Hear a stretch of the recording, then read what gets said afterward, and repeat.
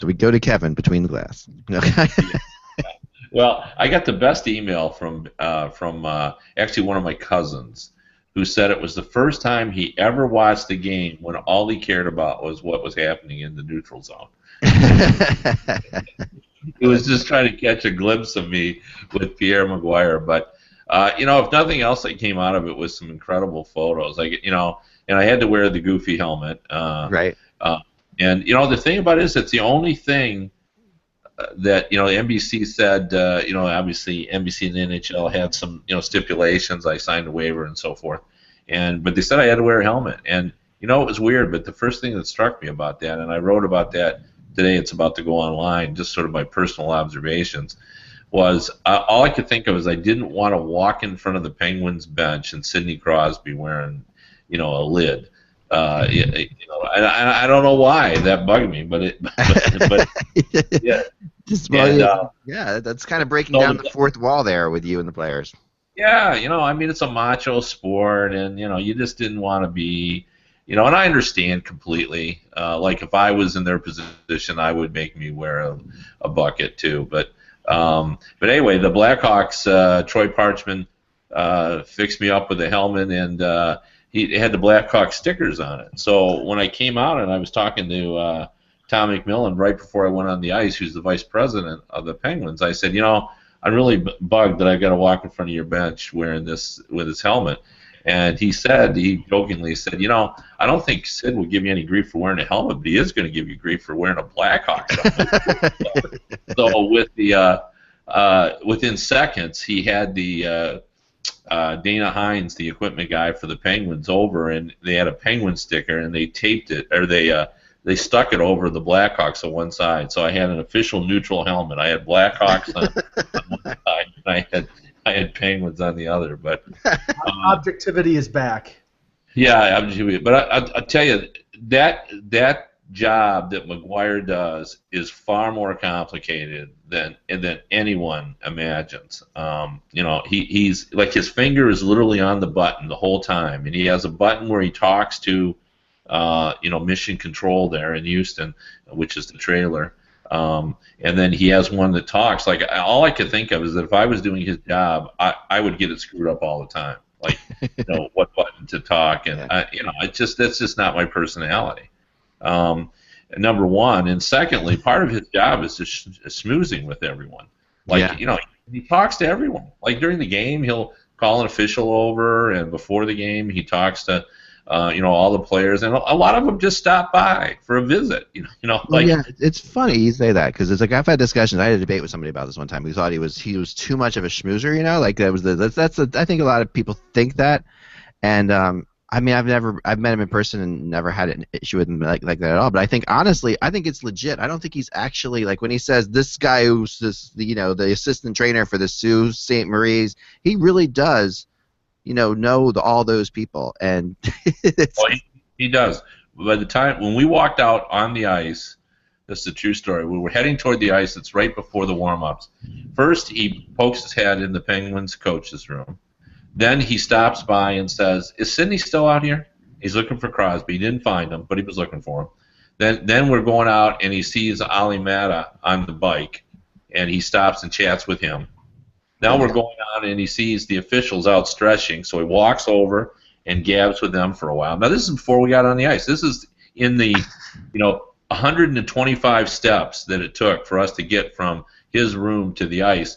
He talked to like 5 people. Yeah. Then we get on the ice, and the minute we get in there, the fans come, and he's got to do all the selfies. And it's not like he's asking to do these, but these people line up, and he does the selfies for them. He picks his mic up, and then the players come on the ice, and it's like everybody's got to come over and stop by. Like it's like he's on his porch, and people come over and chat with him. First guy out was Crawford. He came over, and he and McGuire talked for like 5 minutes, and then Fleury came over, and then Pierre, who grew up in the Montreal area, spoke to him in French, and then he told me, Marc-Andre Fleury says Crawford's just a great guy, and then Eric Fair came over. He jokes around with Andrew Shaw, everybody stopped by, and it was amazing. the thing what you said about that it's all true. It is. I mean, I've known Pierre, and he's very sincere about this. Like, he's a real promoter of the game. Like, he is very passionate about the game. So, it was fun to be a part of it. It was just it's like a novelty and a bit of a gimmick, but I enjoyed the assignment, and it was fun. And I just love the look on Quenville's face when he saw me over there with my lid on and stuff. He looked at me, he just sort of smiled and nodded, like, "Oh my God." That's awesome. Like, what are you doing this? Like, man. Let's talk some hockey. Let's get into this. Let's get into it. We will go. It's the 8th of. I got a segue. I was going to segue perfectly. I've got a perfect segue for this, but I'm going to do the introductions first. Kevin. By the way, Ack got the dates right for exactly one day before he screwed it up. Well, he cannot be wrong anymore because I've determined that these dates are what they are. I've actually said in public with my friends, and people say, "Anybody know what the date is?" I said, "Let me call Eklund, because whatever he says it is what it is." So if I say it's only the 5th and your taxes aren't due till the 8th, you're fine. I'm fine with that. If you want to call today, July 16th, I'm going with right, it. you got lots more time to prepare everything. All right, here goes. The 8th of January. Hello, Hockey World. It's Friday, January 8th, 2016. I'm Michael Agello. I'm Ty Anderson. I'm Kevin Allen of USA Today Sports. And I'm Eklund, and you're watching the HockeyBuzzcast on HockeyBuzz.com. This is the podcast that comes to you every Monday through Friday in the afternoon, and we kind of fill you in on the comings and goings. We were happy to have Ty back and Kevin back. This feels like an old-fashioned Friday around here. Yeah, it's a nice throwback. Yeah, throwback to the good old Wiley 2015. Remember that year? Throwback to last August, I think is what. Crazy times, yeah. So we got to talk to Ty about the Winter Classic because you guys were there. But first, in the pre-show we were talking about Kevin's experience between the glass with Pierre McGuire. The article's coming out today. Well, actually, I wrote the article yesterday about the whole inside the glass phenomena and how it sort of has changed hockey, and talked a little bit about the history of it and kind of what goes on there inside the glass, and got McGuire's prediction for where this will go from here. He wants to be able to skate with the players during warm-ups and talk to them. Like he compared it to the Kentucky Derby when Donna Brothers rides out with one of the lead jockeys as they're getting in the gate, and that's what he wants to do. He wants to be able to interview Duncan Keith about his matchup that night against Sidney Crosby. So, I like that. That would be less awkward than the girl and the jockey, which always is a really funny thing. I think I always think that's hilarious with the person trying to as they're both bouncing up and down interviewing each other. Yeah, but anyway, that story's already out, and then right when we get off here, I'm going to post my story about my observations being actually in the glass. Cool. With another one of those silly photos that have already made the rounds with me and my in the Facebook world. Yeah, so I wanted to talk a little bit because of Pierre McGuire's team is in the Kevin Allen, what we're calling the Kevin Allen Cup. Tom Laidlaw decided it's going to be called. Right now, in the original 6 contest right now, we're almost at the halfway point. I'm going to send you guys. I was going to send you guys a report today, Kevin, with exactly the halfway point. I've got 2 games to go to get to the halfway point where everybody's played everybody. And Pierre McGuire's team's 2-3. But this is what I wanted to show is Ty. There's some solace for Ty after the Winter Classic because currently the original 6 stats stand as follows. So this is the right now, and then like I said, not everybody's played 5 games. Montreal's actually the only team who has played 5 games completely, I think. But yeah, when you look at this, you have a really interesting thing. Boston busting up there, top with 3-1, even though their goals for and goals against are 15 and 15. That sounds like real life. Yes, that sounds like this year's NHL. It does. It's amazing how close this is. I mean, and close the goals for and goals against are, in my opinion. That's what's really kind of fascinating. There's no runaways. Montreal, 2-3, but 15 goals for, 10 goals against. They're having some tough breaks, but that's by far. I mean, Toronto's in second last place with the second most amount of points. Oh, you got that wrong. I got that wrong. Sorry about that. I thought they lost their first 2 games. They did, but they've rebounded. So they actually should be in. They've lost their first 2 games, so now they're 2-1 one. Okay. All right, okay, we'll just do this here, okay. The thing I like about this whole thing is that Drew is a Bruin, and I love that. So Drew the Bruin, I know, and he's doing really well too. That's the other thing about that, I will say. Leading scorer. You know, the amazing thing is this Detroit team with Crosby, Connor McDavid, and Tavares has scored only 7 goals in 3 games. I know, isn't that incredible? They cannot score goals. I mean, they've won 2 of them, which is impressive, but they're not scoring goals. Call and them the they are Penguins. winning. Well, you missed it yesterday, Kevin. Neil Smith was fired as the GM of the Maple Leafs. Yeah, Mike decided to fire him. He Wow. It's so early in a season. pretty rough. Yeah, it is early. It's not even at the halfway point. The team is in third place. You know, I'm so sorry that I have missed all the fun about talking about the Scott, because it's pretty clear I'm in the minority over this. You know, having read, I am just flabbergasted by the outrage over this. Has everyone just caught on that this is just an all-star convention? That, you know, we have this every year. It's not a competition, and that you ask the fans who they wanted to put in. That you said, fans, tell us who you want, and whether this is contrived or not, Right. Enough fans had to get together and decide to put Scott in. Well- and you know what? This will be part of the entertainment. People will Kevin, who does. I think the league is making a mistake, because what they're going to do apparently is correct the system to not allow a player like John Scott to be voted on like he was this year. I've heard the suggestion that they're going to basically have a drop-down box of 30 players to be the team captain next year. Paper ballots. Come on, bring them back. Maybe paper ballots, but the point I'm making is, you know, the perception of the All-Star Game, the ratings have gone down precipitously. It is, as you said, a convention. This was a protest vote. Ack thinks it's, you know, hackers, but I think it was, you know, a lot of people who they you know, the disaffected fan base of fighting in the league and social media and all these things coming together to put John Scott in there. You rule that out. You eliminate the possibility of drafting somebody like that into the All-Star Game. Any interest that is still left in the All-Star Game, I think, is gone, and you may as well make the Winter Classic the All-Star Game or the convention, because nobody is interested in watching it. Well, Ty's gonna have to break the tie, so to speak, here. All right, it's because Kevin thinks that this is great, awesome stuff. This is just how it goes. Mike thinks it's because of a protest for the All-Star Game. I do believe it is just simply hackers, and that John Scott is not voted in by fans. That's what pisses me off about it, is I don't think this is a bunch of fans who got behind this on social media. I don't buy that. I really don't. I think that's to a degree, but I think really those numbers are being. It's not really hackers. I mean, we would know if it was hackers. No, believe me, there are ways. I mean, there are ways to get these votes. I mean, you know, this is why. You know, we had a guy from Lithuania. Where was I'm sorry, not Latvia last year, but right? Legitimately, they could tell from the IP address. Yeah. Any Latvian. Right, but I've talked to the league about, because I was trying to figure out who was voting for them, and they know, but they just didn't want to tell me. So that's good for conspiracy theories. I mean, they know where the votes are coming from. So yeah, Ty, what are your thoughts on this whole thing?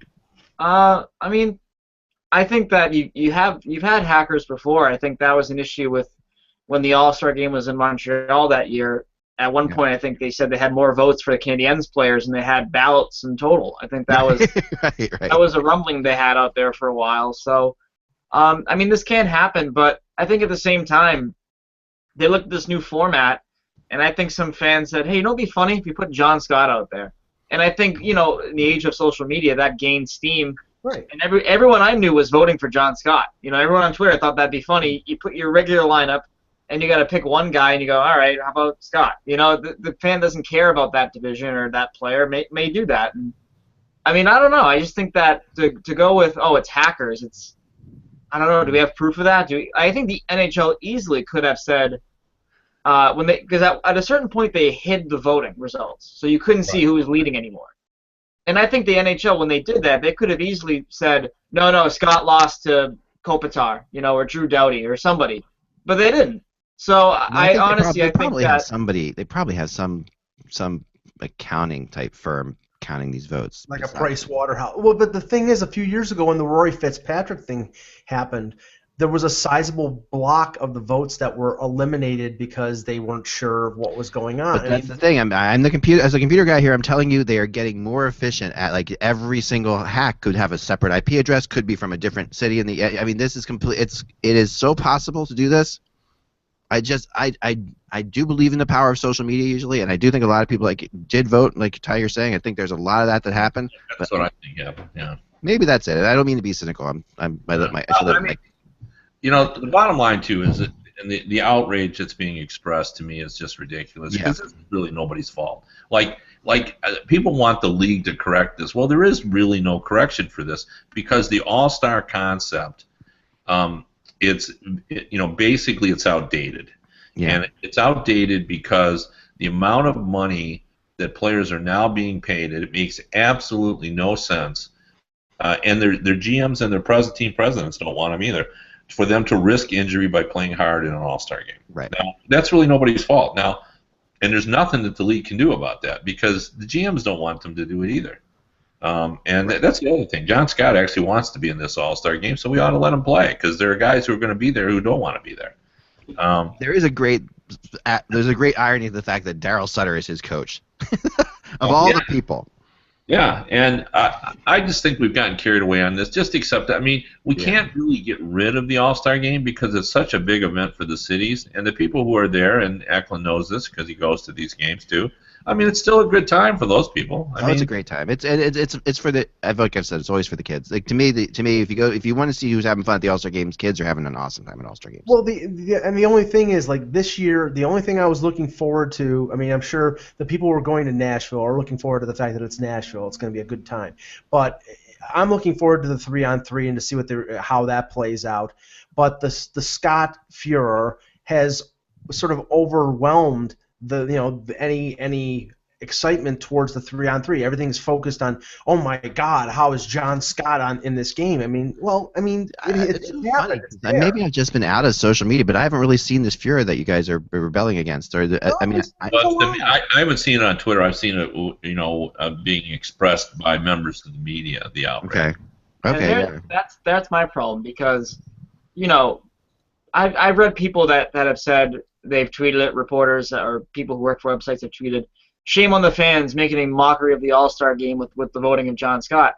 And I thought, well, wait a minute, this is one game. I've known writers and I've met writers that have voted for guys for league awards because they like this person. So you can't get mad at the fans for voting for a one-game thing when you leave guys off your ballot or you include them because you like them as people. So I think that's such a silly thing that I've seen from a few people. Not the majority, of course, but when you see a guy complain about that, and then I read the voting for some of these awards at the end of the year, I'm like, how did you get there? Well, when you see like the guy who gets one vote on the last place team or for the MVP or something like that, those kind of things, that's the kind of stuff that I. As the former president of the Writers Association, I've told the league and I told my members that I don't care what we do, that you're always going to have some goofy ballots. Yeah. Right. Because you know why? Because people think they're funny. Yeah. Well, and because people think they're funny, they're always going to do something goofy, and they'll giggle to themselves, and they think this is hilarious. Now, nobody else sees it as hilarious, but they do. Right. And I wanted to ask this question in the wake of what happened in the last couple of days with the Baseball Hall of Fame. I wanted to bring it to the Hockey Hall of Fame or to things like this. If writers are voting for the Hall of Fame, and like Ken Griffey Jr. got 99% of the vote, and I think 3 guys didn't vote for him, but we don't know who those 3 reporters are because the ballots aren't public.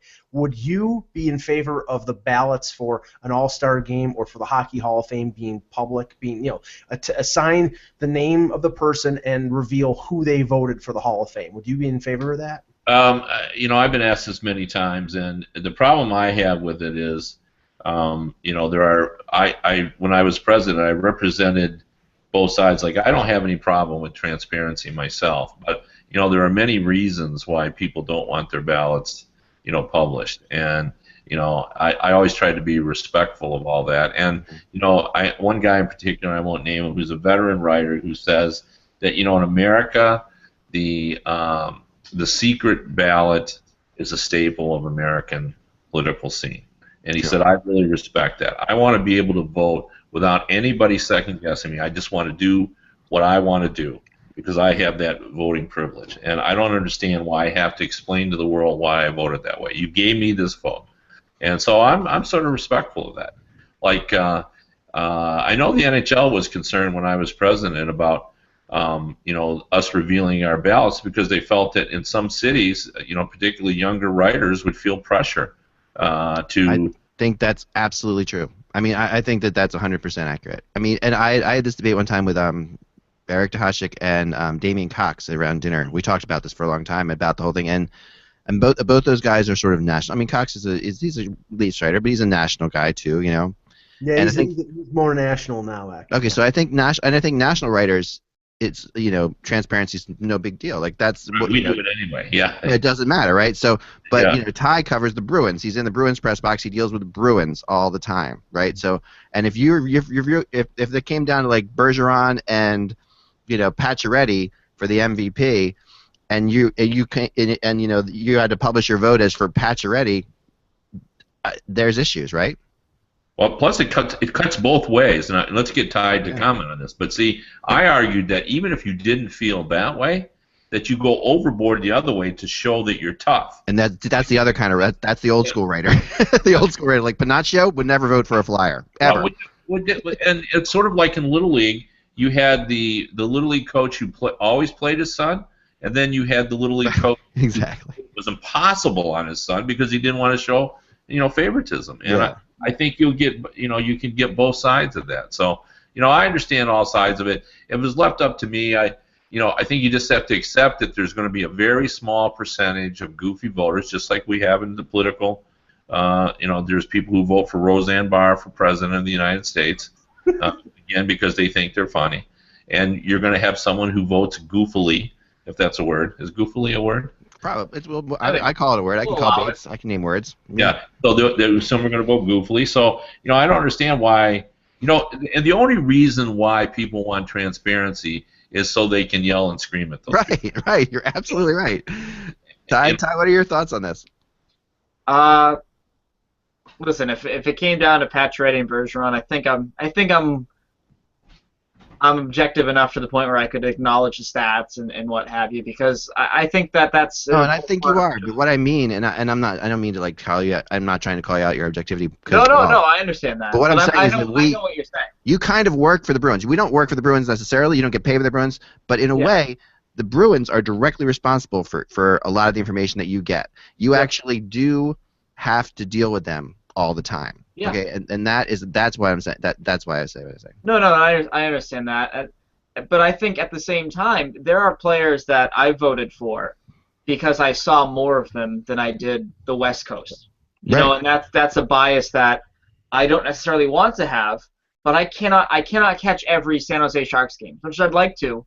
Right. There's not enough hours in the day, so I found that when I was doing my voting last year, I was looking at I found myself gravitating towards the East Coast guys.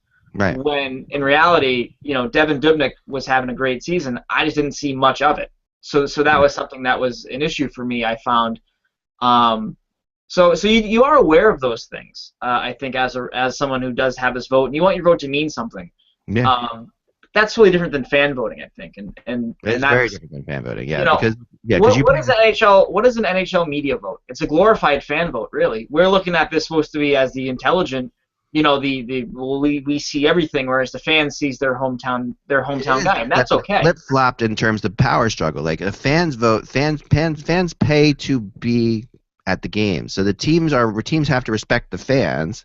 Power. So it's the opposite where press covers the team, and then the press has to respect the team. Like we were talking about, who's in power here? The fans are technically in power, so I have no problem with that. Well, but what the league is doing with what changes they're going to make to the voting based on what happened with John Scott is taking more power, more free will away from the fans. Yeah, I think that's the wrong answer.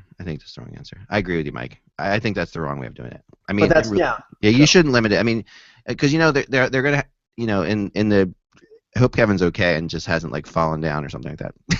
I think he had a phone call. Okay, good. So something we're just looking at the ceiling. Anyway, I'm not going to call 911 in Ann Arbor anytime soon. All right. So yeah, I think I lost my train of thought totally. Sorry. You're right.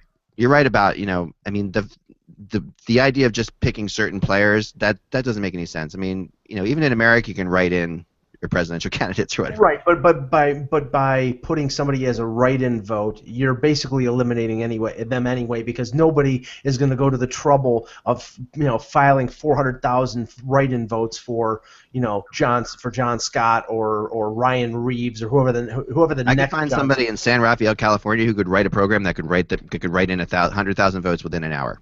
Right. So, well, I mean, it's possible. Sorry, it's still. I mean, I'm sorry. I'm cynical with computers voting. This is why we don't vote in the U.S. yet online. You realize this? I mean, there's the reason why we don't. We should be able to just vote for our president online, but we don't.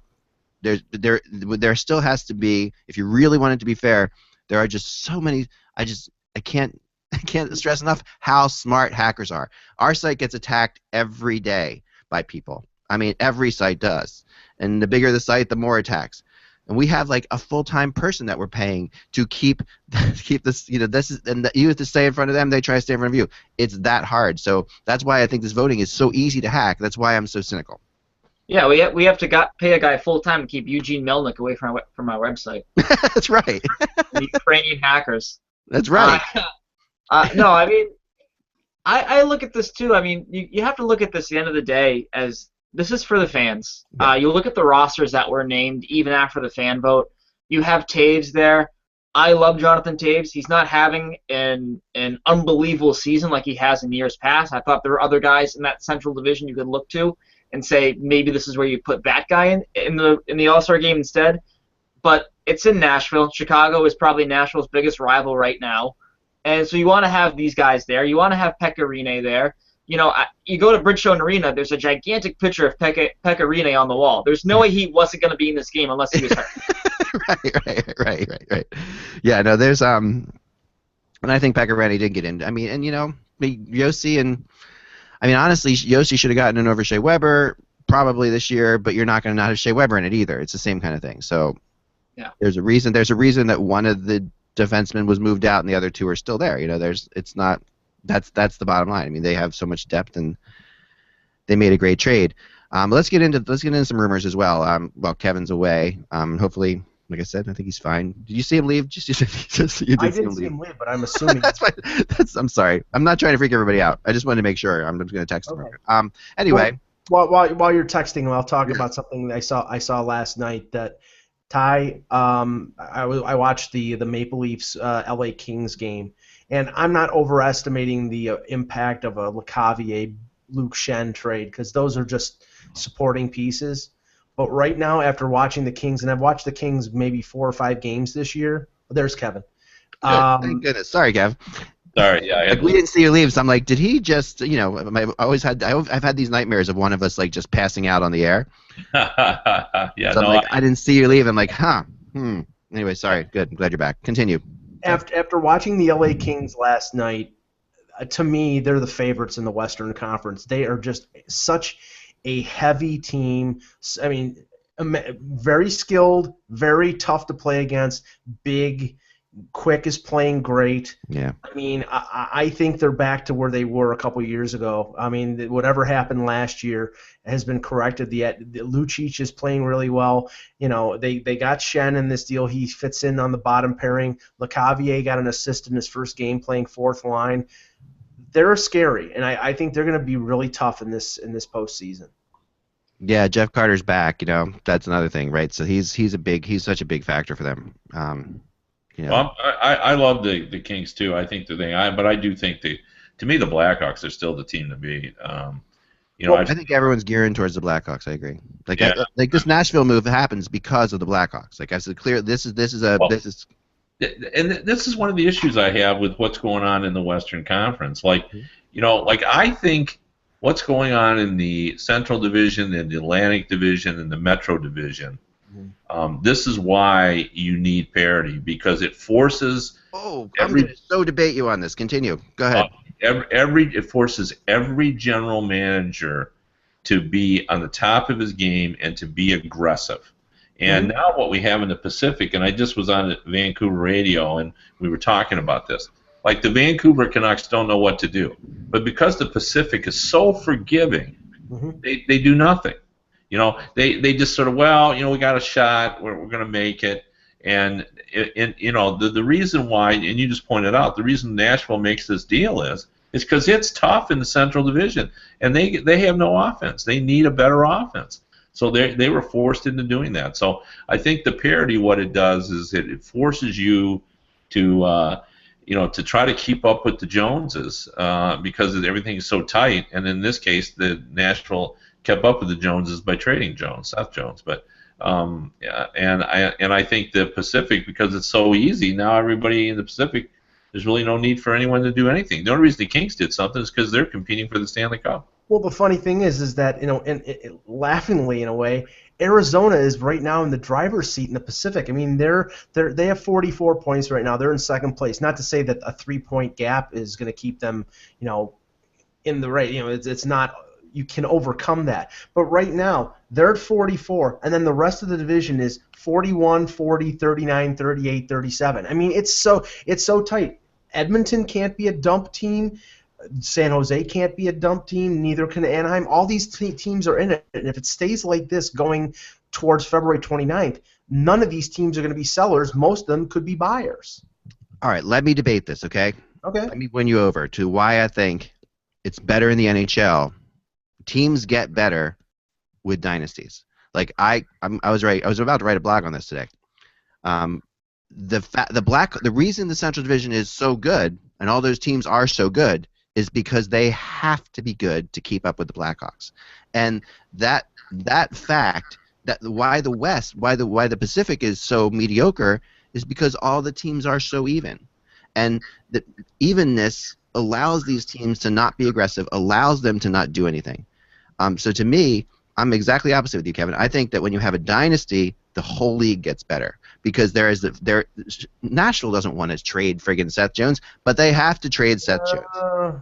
No, they do. They have to trade him. If Nashville was in the East, you know, they might be okay, but they can't. They have lost to Chicago all the time in the playoffs. They have to score on Chicago. They know that they couldn't score on Chicago last year. Minnesota every year makes trades at the trade deadline. Every year they'll do something. The Wild, they didn't used to do anything. Before the Blackhawks were dominant, remember the Wild never did anything, but now they do something every year.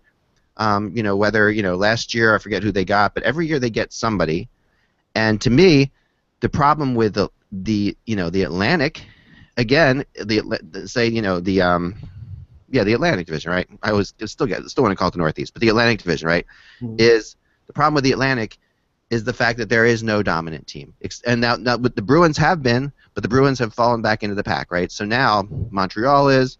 Well, but the fallacy of your argument is I don't see any problem with the Atlantic Division or the Metro. I mean, if anything, I think they've been really competitive. I think there's only one weak division, and that's the Pacific. And they have a dominant team. But what trades are happening? How are they really? What I'm talking about is more of like aggressiveness. Like how aggressive are the general manager? Why are the Blues now? The Blues are the leading candidate, in my opinion, for Duran. Because why are the Blues? I mean, the Blues are a great team. They don't need to go get. But No. Because the Blues can't score. They've had trouble scoring without Jaden Schwartz. Their offense has been pedestrian. With they have Tarasenko and a couple other guys, but they're not generating offense. And they're probably going to be trading from a position of strength, trading a guy like Shattenkirk, who's got a year left in his contract, to add offense. I mean, I submit that Nashville's trade didn't have anything to do with Chicago. It had to do with the fact that they've never had a number one center in that organization, and the future is now. They have Rene in his early 30s. They have Weber in his prime. They have a depth on defense, but they don't have enough offense, and they've never had that number one center. And this is the time to strike while the iron is hot. No. Nashville makes that trade because they need to get to 3 rounds in the playoffs. They need to get. Yeah, I mean, I think we're all right here, but I mean, I actually have talked to the Predators, and they basically said that they basically made that trade because they never had a a player like that, and Yeah. he would boil basically. yeah. Look, I looked at the top scorers in the league, and they were all high draft picks, and we've never been able to draft a top forward, so we're going to do that. But he also said we have to try to compete in the Central Division, and it is so good.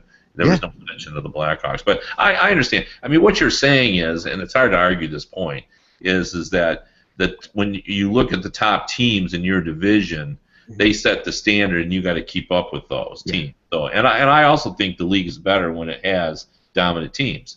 But all I'm saying is the competitive level of 3 divisions now dictate that everybody's got to stay sharp, and everybody knows what they got to do if they want to compete. The Pacific Division allows you just to go, we'll wait and see what happens. I mean, the Anaheim Ducks have been atrocious, and they're in the race. No, they're. I mean, that lost the. If they were in the Central Division, the Anaheim, or any of those other divisions, Murray would have made 3 deals by now. Yeah, and they wouldn't have allowed themselves to get this bad, and they're allowing themselves to get this bad because they know they can still make the playoffs. So therefore the team is not going as well. But I have a weird prediction about that. The Pacific Division. I believe by the end of the year, the Pacific Division will be one of the best divisions in hockey again. I think that you're looking at only the first half of the season, and really like the second half of the first half of the season where all the teams have sort of tanked. But I think in the second half of the season, it's primed for a lot of teams. Edmonton's going to get better. Calgary's going to get better. Vancouver's getting better. San Jose's going. I think that division could end up becoming a really good division. Yeah, I'm going to argue that. So. Yeah, me too. I'll tell and something right now. And obviously we're halfway through the season. If the playoffs started today, the LA Kings' first-round matchup would be the Nashville Predators. Oh yeah, no, I mean the Central's crazy. I mean the Central's crazy. It's so crazy that Winnipeg, who's a very good team, is like in a rebuild, and they don't even need to be. Well, That's how good the Central Division is. I agree. Well, they're in a rebuild because the contracts have come up. I know, but if they were in another division where they were like in 3rd place or 4th place, they wouldn't be doing what they're doing now. They would be making sure that Ladd was. There's a whole bunch of things they would be doing differently. But I think that that's good because it's forcing them to realize that they can't stay mediocre. Even if you get bad in a good division, it's better for you. That's why I think that I'm sorry. I'm Ty. I've been interrupting. I think it has. I mean, I think Winnipeg's situation has more to do with the fact that they can't let Byfuglien walk away as an unrestricted free agent and only get back cap space. They need assets because Winnipeg is a tough place to get free agents to come to. It's a reality. It's like Edmonton, or I mean, maybe not now with McDavid there, but to get free agents to come to Winnipeg is a tough proposition. And Byfuglien is a difference-making defenseman who they can get a remarkable package for at the deadline. Yeah. So that's why they're going to do it. I think it's so, and we've got 15 minutes to go. We have a hard out at 2:00 today. So what I want to do is this: I want to spend the next 10 minutes talking about the Winter Classic because there was an article that came out in the Washington Post that the NHL has kind of jumped the shark on the Winter Classic. That they've got to reinvent it to get good again. That the ratings are falling every year, and I think that the article is very typical of like mainstream media's look at the NHL when I was growing up. That's what it felt like. That's like the way the NHL used to be viewed when I was a kid, and where in this new media there's plenty of room for the NHL doesn't have to have. I mean, even if you only have 2 million people watching the Winter Classic, that's a hell of a lot of people watching a hockey game. It's just that's compared to the best nights on NBC Sportsnet where you might have 600, 800,000 people watching a game. Ty, what were your thoughts on the Winter Classic? This is your first Classic you got to cover in person, right? Yeah, I was in the crowd for the one at Fenway, which was a lot of fun. This was good. I mean, I looked at it. I think Kevin and I sort of talked about this at the actual game itself, but the Gillette Stadium press box is an enclosed sort of space because it's Gillette Stadium and it's always cold, when the Patriots play. So you didn't get a real great feel for the crowd. And I thought that the crowd was out of it 2 minutes into the game anyways because of, Montreal scores and they kind of run away with it. But it was tough to kind of gauge the excitement and the sort of feeling that the fans had in the stands. Gillette Stadium was a great venue for it, I thought. I got to partake in the media skate the day before. And just kind of looking around, Gillette Stadium, seeing 68,000 seats, whatever it was really cool. And so I thought it was great weather. It was a great stadium. A lot of people. It just felt that everything was a bit far away, and that's maybe that's a weird way to describe it. But Fenway, you were right on top of the field. You felt that there was a bit more energy there. And granted, I'm talking from a fan point of view back in 2010 versus media now. So maybe I'm just not a part of it as much as I used to be. But I felt that was something that I noticed in the crowd. I thought stylistically though the jerseys were great. They were nice classic looking jerseys, and the setting was perfect. Great weather. We were worried about the sun, but the sun never came out that day. So that was good. So that was a positive. So all in all, I liked it. But I think you are hitting the point where it is what it is. And my idea to get people going about this again, and no one wants to hear it because it involves the Penguins again, but Penguins and Flyers at one of the stadiums in Pennsylvania where you can fit 100,000 people, 80,000 people, whatever it is. Yeah, Penn State. I think that's going to happen. Yeah, it will happen. It won't happen next year, though. But here's my thought on it. Those columns that write that really sort of don't take into account that this is still a huge event in the markets that it happened. And that's what this is all about. And the sponsorships money continues to grow. We had the element here, as much as the league and NBC says, we're happy to have a Canadian team. You know what? It doesn't help. You put Pittsburgh and Philadelphia in a game, and the television audience will be impressive. Yeah. I'm reading that.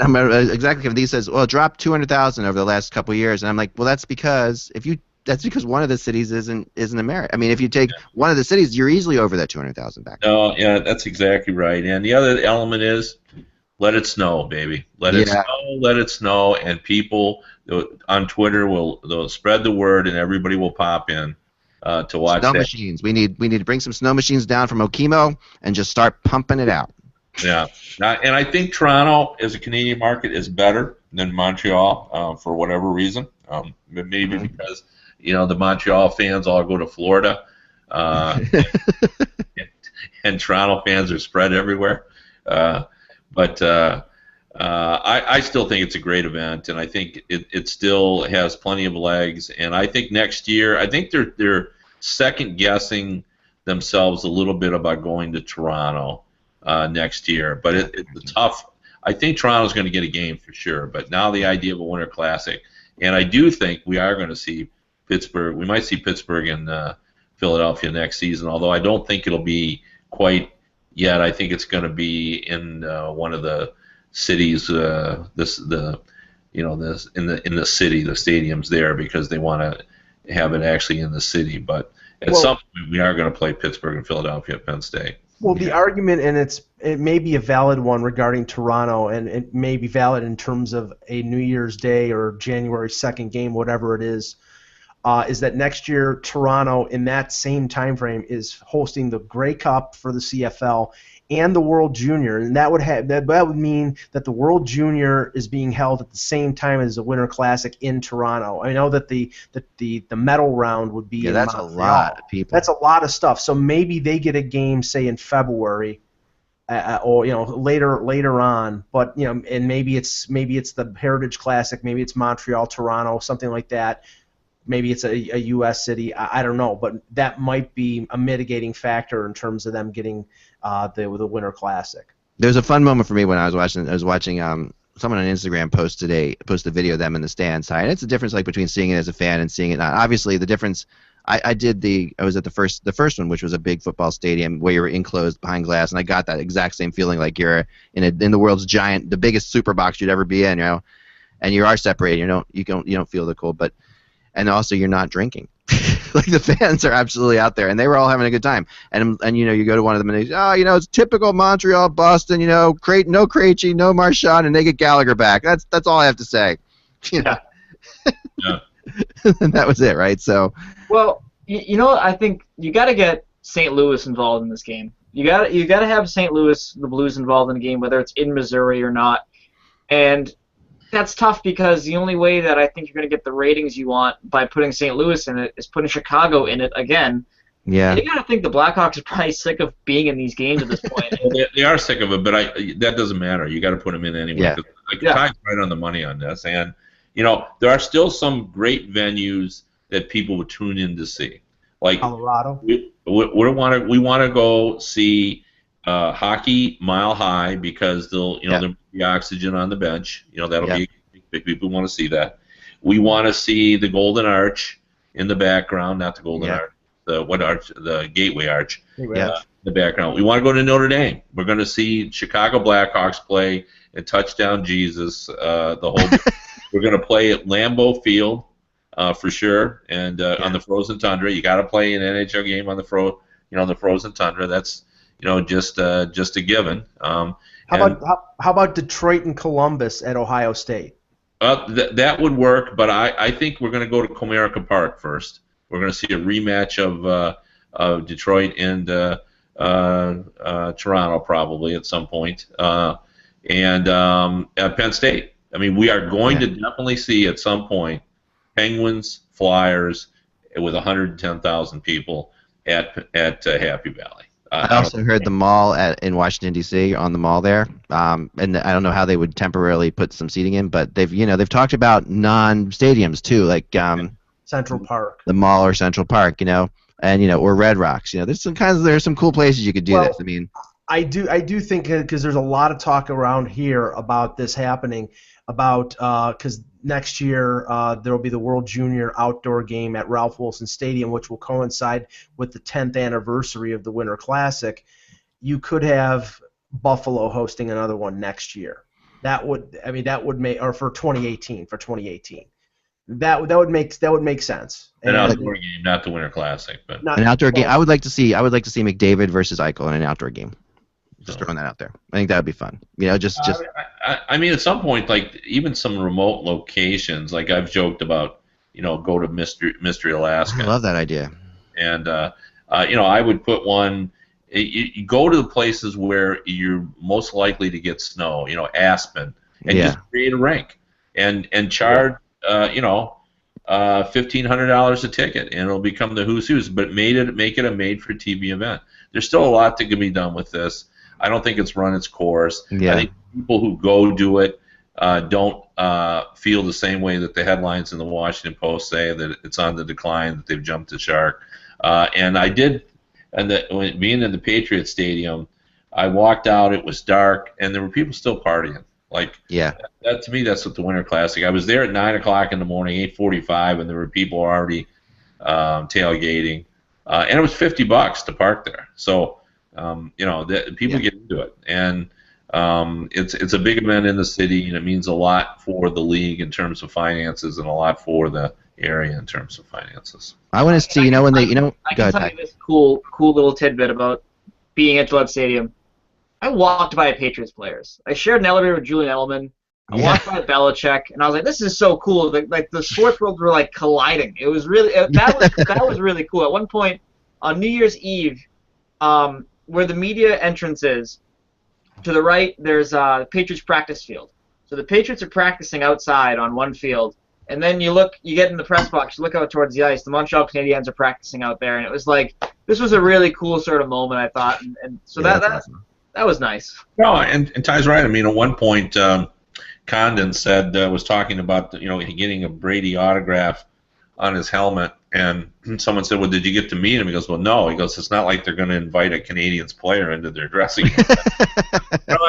I thought that was kind of cool. So, by the way, I want to tell you a story, just because true hockey fans and Catholics, I suppose, will appreciate it. Hockey fans and Catholics everywhere. Yeah, everywhere.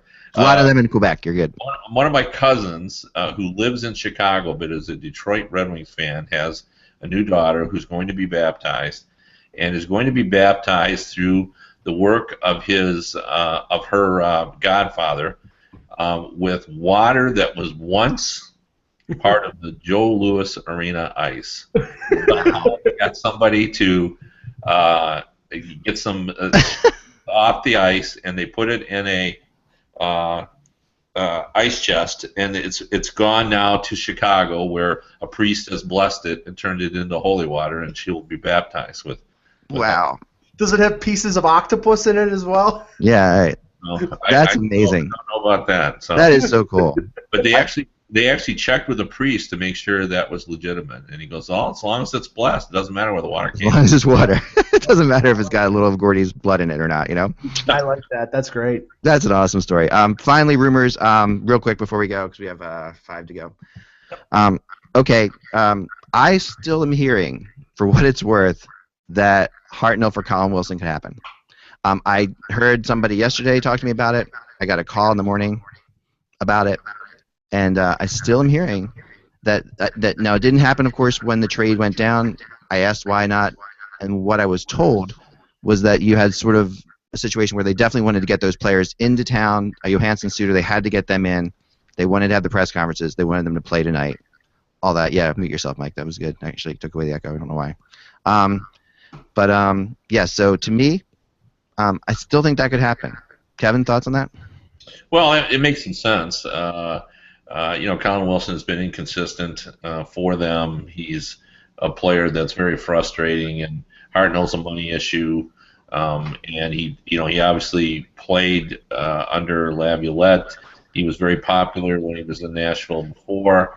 So all of that, there's some logic to that, and I think they're trying to redo their top 6 forward group. So that would make sense. Wilson, by the way, is playing on a line with Johansson and Neal tonight. All right.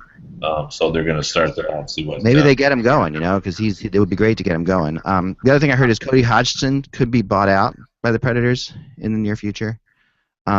That's an interesting situation where it just has been, I just, what's. Well, I don't know if about bought. He can't be bought out, but he can be. They can terminate the contract. They can terminate the contract. That's what I meant. Yeah, they could just put him on unconditional waivers with the intention of buying him out. Right, is what they do. Interesting note about Drouin. One of the Lightning beat reporters is reporting that 7 NHL teams will be scouting him in Syracuse. Syracuse plays 3 games on the weekend, so everybody will get a good look at him.